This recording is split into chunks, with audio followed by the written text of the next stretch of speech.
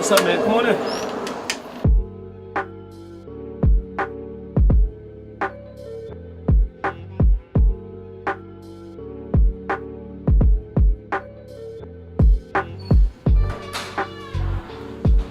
Welcome to GameDay Cuts, man.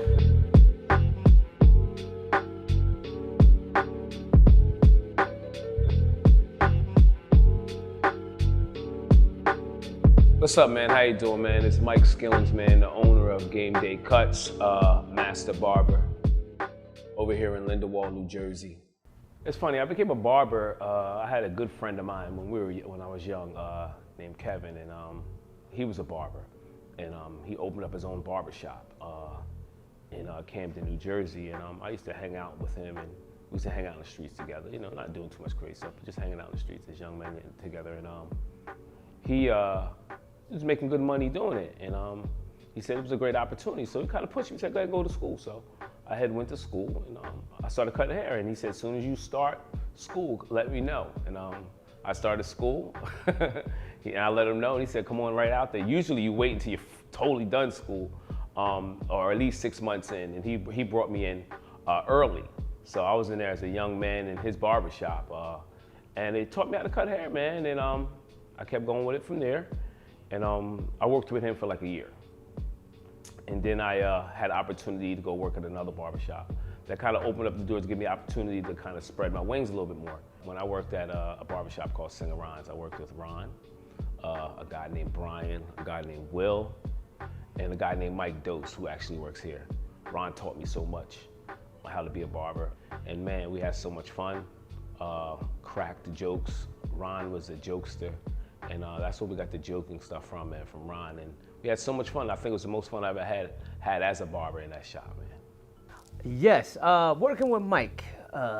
Mike was a very energetic a person. I loved his energy. I loved his enthusiasm of wanting to be a good barber, wanting to be good at his craft. So Mike was awesome. He was crazy, funny, liked the joke. He's a jokester, liked the joke, but an excellent barber. Matter of fact, one of the fastest learners I've ever encountered in barbering. Give it back to the community, man. Come here, you get the real barbershop feel, the real deal. The GameDay Cuts, the name GameDay, first of all, I think is probably important to know, is it came from my son Michael. Like I said, my son Michael and my nephew. They both played basketball, and they played their whole life. And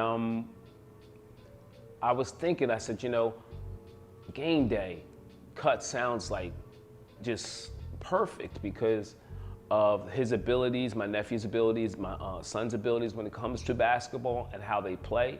That energy that they always came with when it comes to on game day, I wanted that same energy in the barbershop. They used to always say, yo, Dad, I need a haircut. It's game day. Can I get a cut? My nephew said the same thing. Uncle Mike, I need a haircut. It's game day, man. I gotta look dope. And it just kind of all blended together. And I said, you know, GameDay Cuts is perfect because of the energy of the whole, yo, Dad, it's game day. I want to look fly. I want to look sharp. I'm gonna go out there and play my best. I'm a hoop. And a lot of basketball players would tell you, like, when they got a fresh cut, on game day, they're ready to go. They got a certain type of energy. They feel good about themselves. I think I read an interview about Jason Tatum talking about how he feels when he got a haircut and he's about to hoop, man. So it all came together, man. So that's how we came up with Game Day. I wasn't in a rush to do it. It's funny, I wasn't in a rush to be an owner because I've seen so much my friends who are owners that I work with went through.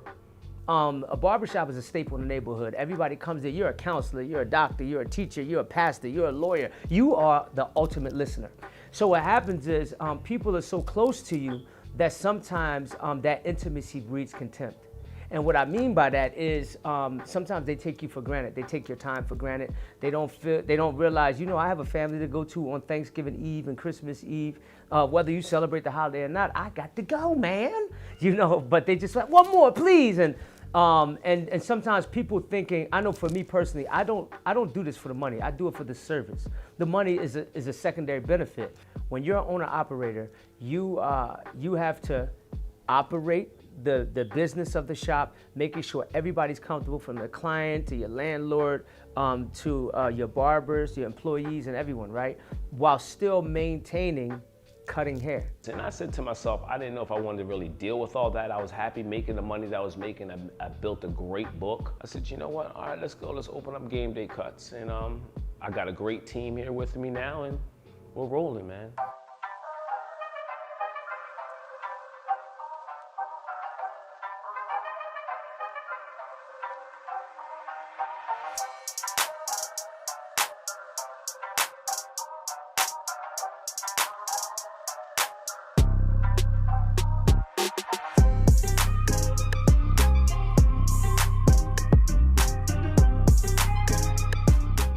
The personalities of GameDay, man. Oh my gosh. I have my brother, which I love him to death, but we go back and forth all the time, because we're brothers. Then we got my boy Mike Dose, who's an amazing barber. Mike is so talented and skilled. The one thing about Mike, we tease him because of how long he takes cutting hair. He's an amazing barber, but he cuts long, man.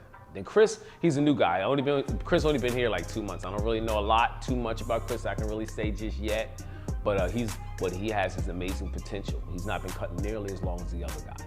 Like, I'm over 20 years. My brother, Dan, is over 15 years. Mike Dose is over 16, 17 years. The kid, Chris, only has 6 years in, but he's got amazing pace. Cuts at a great pace, right? The other one at the end of the game, a guy named Mike. I got to know Mike a little bit. He's a great barber, skilled too. Really skilled. Fade, oh my gosh, amazing. But he's another one. Slow as I don't know what, man. But his slow is different. Mike the barber, over here, Mike Dose barbers, slow is like, I'm going over my same spot a lot more times than everybody else because I just want to make sure I'm right. His is not that. This Mike here is, his challenge is cutting hair and talking. No, not cutting hair and talking at the same time. See, he can talk, have great conversation, but when he talks, he stops and he talks. And he's trying passionate about what he's saying. You know what I mean? So he'll have his hands out. And I'm trying to teach him, which is a great barber, trying to teach him, bro, like I do. You hear me yelling Allen Iverson, you hear me talking sports all day, but my hands are like this the whole time. I'm even looking down and I'm still talking like this and I'm talking. Him, he has to look at you. And so he ends up being a long time on haircuts. So that's one of his challenges, but he's a dope barber and he's skilled and he's amazing too. It's just those, we all have challenges, you know, and some of those things, little kinks we're working out, man, as a team, but it's fun, man. It's super fun.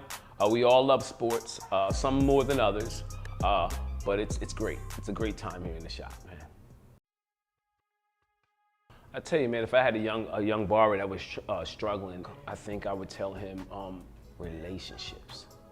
Relationships is way more important than anything. I tell any young barber, and if you build that, they won't go nowhere, bro. They'll follow you all over the world, bro. It is the number one, it is the key. There is no job without relationships. Life is about deposits and withdrawals. And that's the balance. Anything that's unbalanced has the potential to tip over. And if it tips over, it has the potential to be destroyed.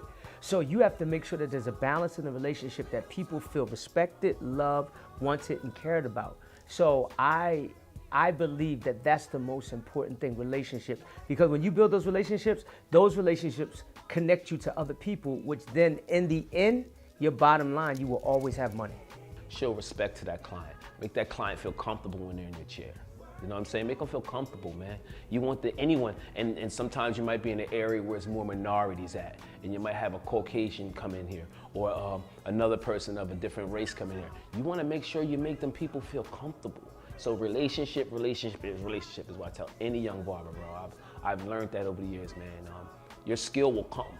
You just keep working on it. You know, respect the game of barbering, respect the game of a cosmetologist. Whatever space it is, respect that, and you respect that craft, and you work and great in that craft. But when it comes to barbering, build that relationship. Make relationship with the friends, and make relationship to get you a long way. I learned that from Ron, and I try to tell my team the same thing, man. And bring structure and order to your game, and it'll take you a long way in this game as a barber. Lord Jesus. Bars of tone. Ask me the questions again, BG. This time you freaking relax, BG, because you had me freaking jacked up a little bit, to be honest with you.